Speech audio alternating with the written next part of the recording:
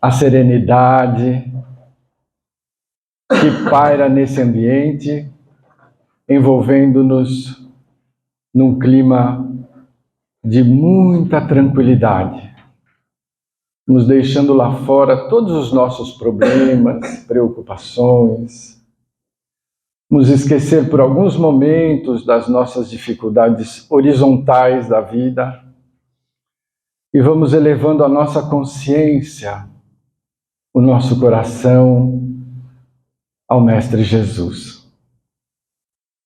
Mestre querido, nós precisamos hoje do teu abraço. Que as energias sutis da tua alma nos fortaleça,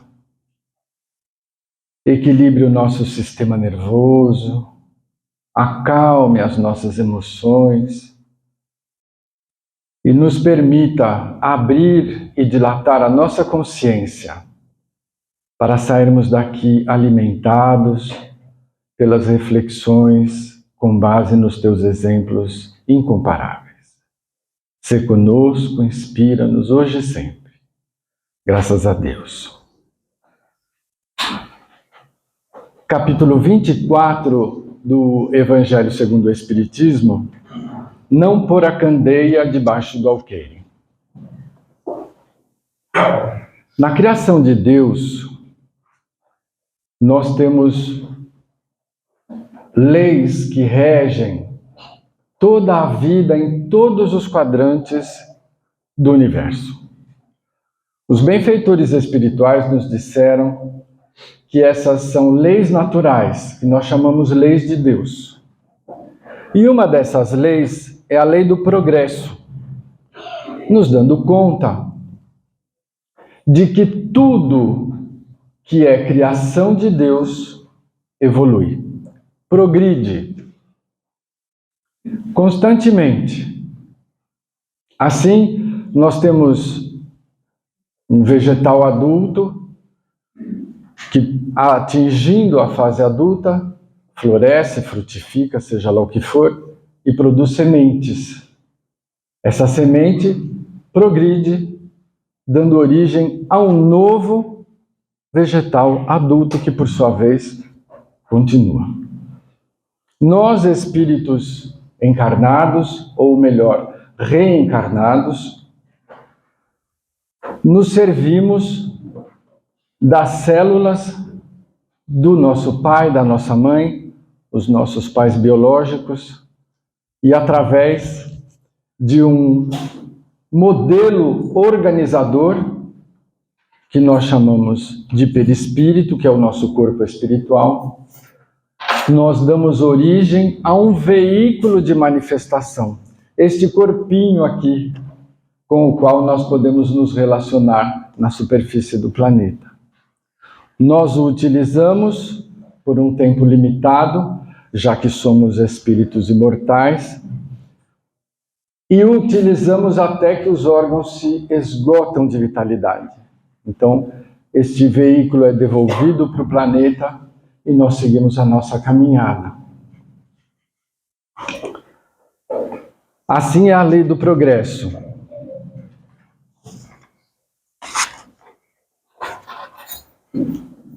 Nada que Deus criou, que nós conhecemos ou não, estaciona.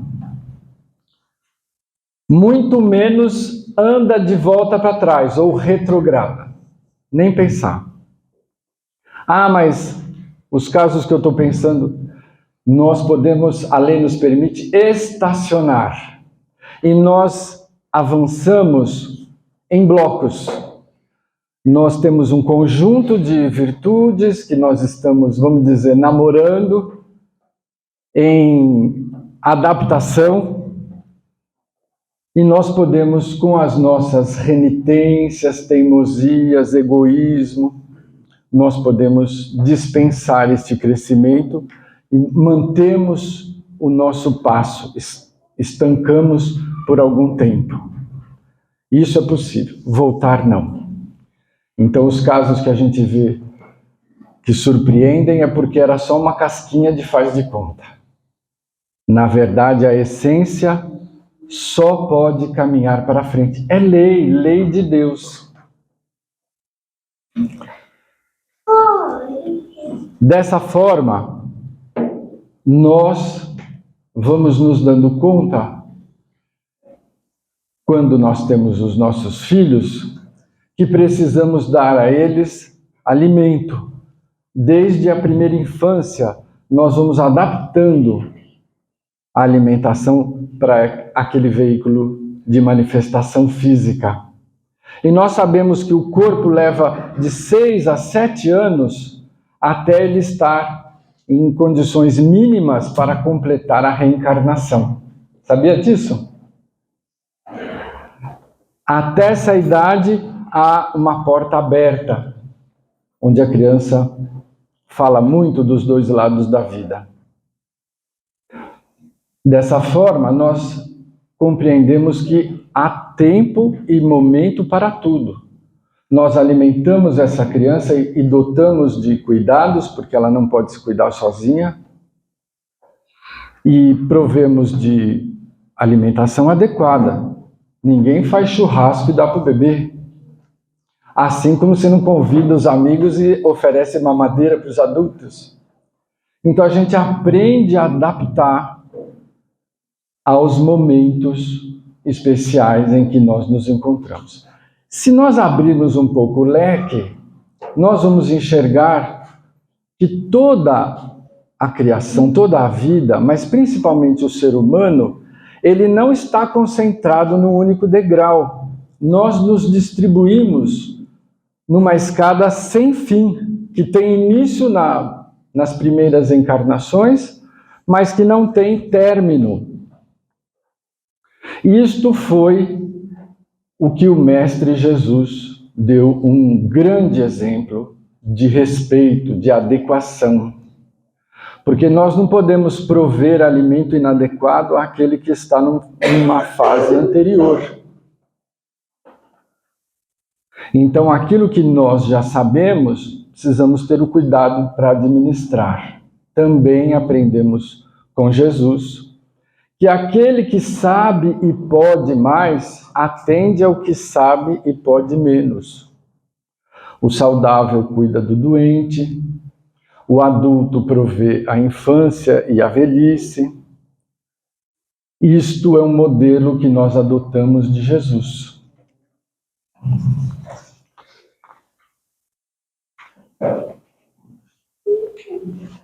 Então nós vamos ler Mateus e Lucas, que é o início desse capítulo 24.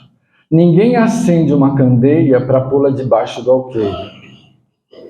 Candeia, vocês sabem que é um instrumento de iluminação, e alqueire é um objeto que media sem balança.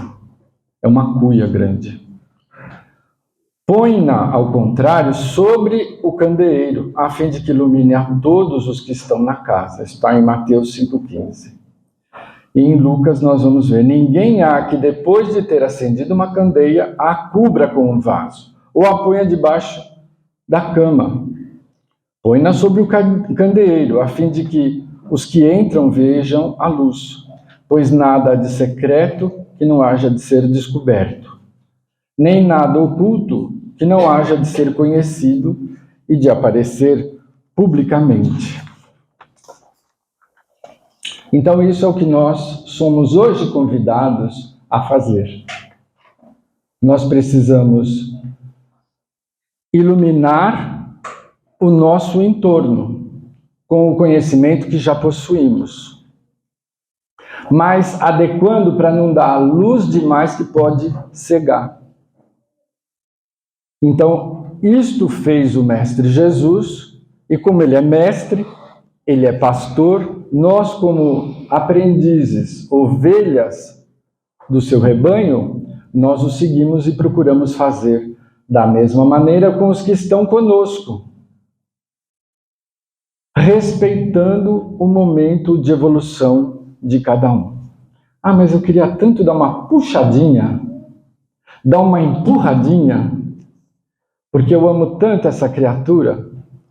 Olha, nós estamos no aprendizado do amor. O Pai nos ama de forma perfeita. E como amor perfeito que Ele tem por nós, Ele nos convida incessantemente, nos convida. Então nós precisamos respeitar a sua superioridade. Ele tem muito mais recurso e condição e conhecimento para puxar, empurrar e se utilizando das leis que Ele mesmo cria, do que nós. O que isso quer dizer? Que o mais importante que a gente pode fazer pelo nosso próximo e que a gente está com preocupação com relação ao seu desempenho é investir na nossa própria evolução, na nossa própria serenidade, na nossa própria coerência, porque aí passamos a ser um modelo, estamos colocando a candeia bem alta para que essa luz ilumine a todos e não precisamos usar de palavras. Claro, há momentos em que é importante sentar em separado e explicar as coisas claramente, mas na maioria das vezes o nosso exemplo, o nosso esforço atende e auxilia onde a gente não enxerga, mas principalmente os que estão mais próximos. Bom, se é tão importante partilhar, por que é que Jesus falou por parábolas, né? Então vamos de volta para o nosso evangelista Mateus. Aproximando-se, disseram-lhe os discípulos: por que lhes falas por parábolas? Respondendo-lhes, disse ele: é porque a vós outros foi dado conhecer os mistérios do reino dos céus, mas a eles isso não lhes foi dado, porque aquele que já tem, mais se lhe dará, e ele ficará na abundância. Aquele, entretanto, que não tem, mesmo o que tem, se lhe tirará. Falo-lhes por parábolas, porque vendo não veem, e ouvindo não escutam e não compreendem. E nele se cumprirá a profecia de Isaías, que diz: ouvireis com os vossos ouvidos e não escutareis. Olhareis com os vossos olhos e não vereis. Porque o coração desse povo se tornou pesado, e seus ouvidos se tornaram surdos, e fecharam os olhos, para que seus olhos não vejam e seus ouvidos não ouçam, para que seu coração não compreenda e para que, tendo se convertido, eu não os cure. Então, aqui nós vemos o exemplo de adequação, de respeito do mestre.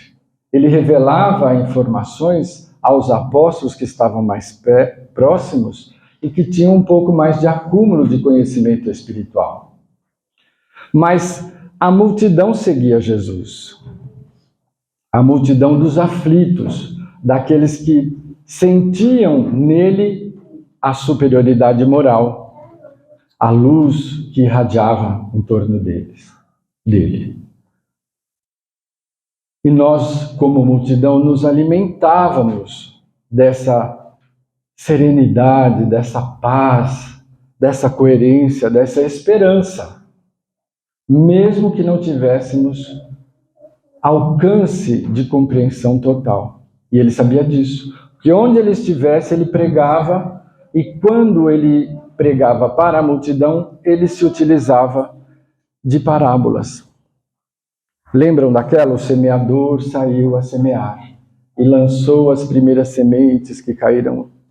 Então ele ia fazendo de uma forma que, assim que as criaturas evoluíssem em compreensão, em maturidade espiritual, passariam a decodificar e a compreender. E dessa forma ele cumpria, como cumpre até hoje, uma tarefa de que foi investido por Deus, de nos conduzir, nós todos da humanidade, que ele trata como o rebanho, para nos conduzir para a vivência integral dessas leis que nós estamos aprendendo a conhecer, para que possamos ao máximo amar a Deus acima de tudo, e ao nosso próximo, assim como a nós mesmos. Essas são as máximas mais importantes. Essas são as diretrizes mais luminosas que podem nos guiar. Muito bem. Mas esta semana nós ouvimos uma gravação da doutora Anete Guimarães, que já esteve palestrando aqui na nossa casa algumas vezes, e ela citava uma frase da escritora Márcia de Luca. E a frase é assim: desde que você acordou, você cresceu ou envelheceu? E com essa frase, a doutora Anete Guimarães, que é muito hábil, ela tece uma série de considerações e nós vamos simplificar aqui para ilustrar a nossa reflexão. Então, para envelhecer, desde que a gente acorda, nós podemos envelhecer é só observar o tempo passar. Mesmo que você não observe, o tempo passa e você envelhece. Então é inevitável. Mas para crescer, nós precisamos de atitude, de trabalho, de esforço, de produção, de aprendizado. Mas principalmente de progresso, de progredir, que é a lei de Deus. Então nós todos que nos reunimos aqui, acreditamos que a vida, ela é contínua, não é isso? Nós todos somos reencarnacionistas. A doutrina dos espíritos se baseia no princípio da reencarnação. Mas a nossa reflexão é para os momentos em que nós mesmos fazemos de conta que não existe o momento do retorno, que a gente chama de morte, que é a morte do veículo de manifestação, quando esgotam os recursos vitais, não é isso? Ah, não fala de morte porque é muito desagradável, um assunto tão deselegante. Então a gente não fala da morte. E aí a gente faz de conta que nós somos imortais aqui. Porque nós somos imortais como essência espiritual. Mas se eu não falo, vamos fazer assim, se eu não falar, ela não existe. Então eu não falo de morte, não comento a morte, não penso na morte. E aí dá uma confusão miserável. Por quê? Porque quando você tem certeza de que seu tempo aqui, nessa experiência reencarnatória, ele é limitado. Ah, mas tem 60 anos pela frente. Quem já viveu 30, 40 anos sabe que você piscou, passou, né? Então, esse tempo, se você não fizer nada, ele também passa pelo vão dos dedos, como a água. Então, é importante a gente pensar na nossa finitude, ou melhor dizendo, na finitude do nosso veículo de manifestação aqui. Nós precisamos falar, isso não é um assunto tétrico. É um assunto importante que faz parte da nossa vida. Nós nascemos, viemos do mundo espiritual e para ele nós vamos voltar. Somos cidadãos do mundo espiritual. Lá é a pátria definitiva, aqui é transitória. O Kardec perguntou para os espíritos, mas se não tiver o mundo material, só o mundo espiritual dá conta? Os espíritos disseram, dá. É que com a presença no mundo espiritual, a gente esquece tudo o que fez e tem chance para fazer o quê?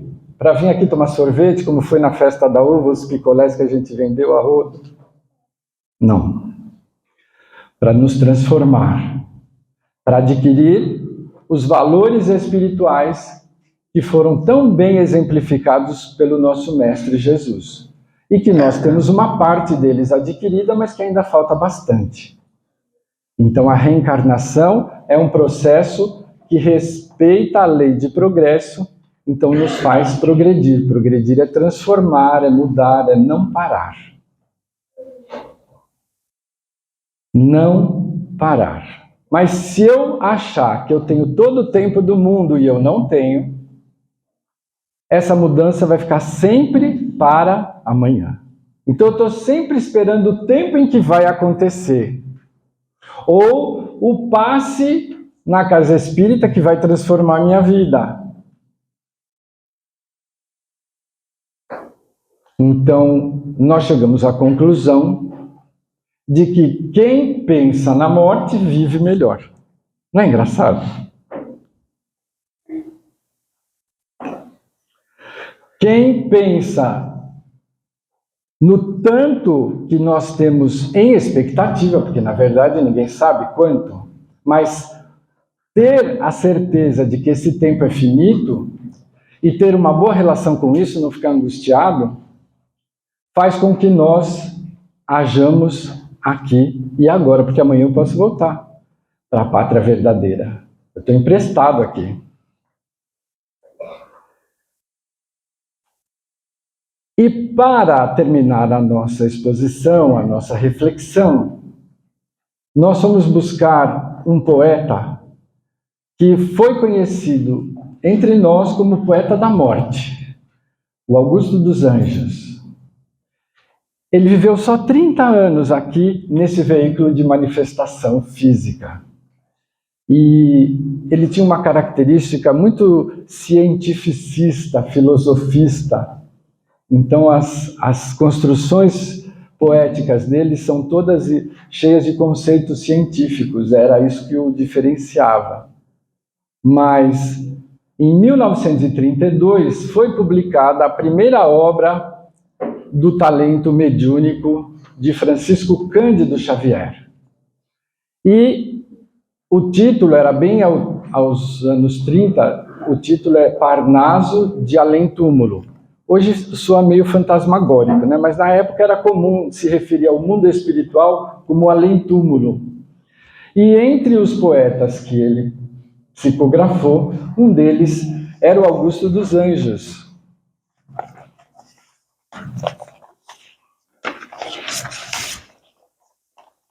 E de número 16, ele escreveu uma poesia chamada Aos Fracos da Vontade. É uma indireta para nós, né? Porque nós precisamos dessa vontade firme, tonificada, vitaminada, para exercermos as mudanças e transformações que viemos buscar, sem a ilusão de que nós vamos ficar aqui para sempre. Tá bom? Homem, levanta o véu do teu futuro. Troca o prazer sensualista e obscuro pelo conhecimento da verdade. Foge do escuro ergástulo do mundo e abandona o desejo moribundo pelo poder da tua vontade, divindade. Teu corpo é todo um orbe grande e vasto. Livra-o do maunífero nefasto com a espada resplendente da virtude. Que o sol da tua mente eterno esplenda, dando a teu mundo a mágica oferenda da alegria em divina plenitude.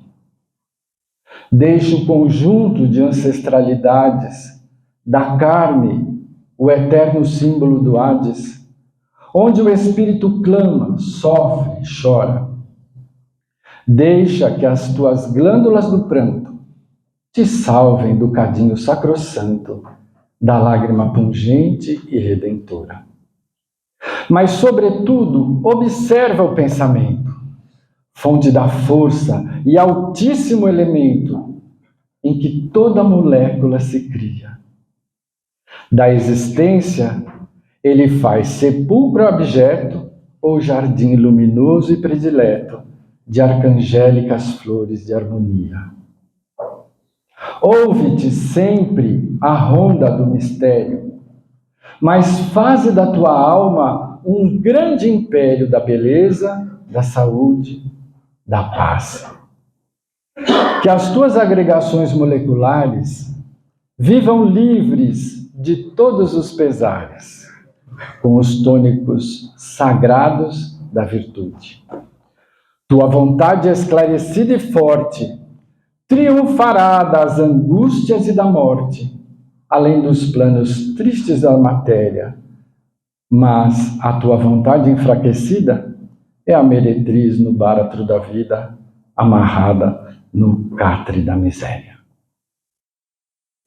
Então eu achei que a poesia fecharia para nós como uma exortação tão sonora, tão agradável aos nossos ouvidos, para que retornemos para o nosso lar, para a nossa semana, certos de que somos seres transitoriamente localizados aqui, com a redentora doutrina dos Espíritos nos dando todo o ferramental necessário para transformar e progredir intimamente cada um de nós, sem apontar o progresso para o próximo, e que possamos, gratos, mergulhar novamente em prece, agradecendo a Deus e a Jesus, o seu Filho muito amado, nosso Mestre querido, pela oportunidade de reflexão sobre os ensinamentos superiores. E nós que nos sentimos tão envolvidos pela luz, pelas bênçãos espirituais, queremos retribuir em gratidão, dirigindo essas vibrações, essas energias superiores aos nossos benfeitores aqui presentes, para que eles possam levar essas energias luminosas para envolver o nosso lar, os nossos familiares, dos dois lados da vida, os nossos amigos e conhecidos, companheiros de trabalho profissional, nosso ambiente profissional, para que ali também sintamos a luz, a presença da esperança, do amor do Mestre Jesus. Queremos agradecer por esta casa, o acolhimento espiritual, a equipe dedicada do plano espiritual, mas também vibrar por todos os grupamentos humanos onde se louva o nome de Deus, onde se convida o coração a se transformar num ser melhor. E vamos oferecer ainda aos benfeitores amigos as nossas mais sinceras vibrações de crença na presença da misericórdia, na esperança, na vitória suprema do bem e do amor sobre todas as dificuldades, para que eles levem essas energias aos corações em aflição e desespero, e também àqueles que ainda estão afastados do modelo que nos rege os destinos e a caminhada, afastados de Jesus. Que esses corações em sombra, produtores de desequilíbrio, de dor, que sejam envolvidos nesse momento pelos nossos benfeitores, para que dentro de cada um deles surja a semente da esperança, da confiança, da fé, para lembrar-nos a todos de que somos todos filhos muito amados de Deus, numa grande estrada de progresso e de crescimento espiritual.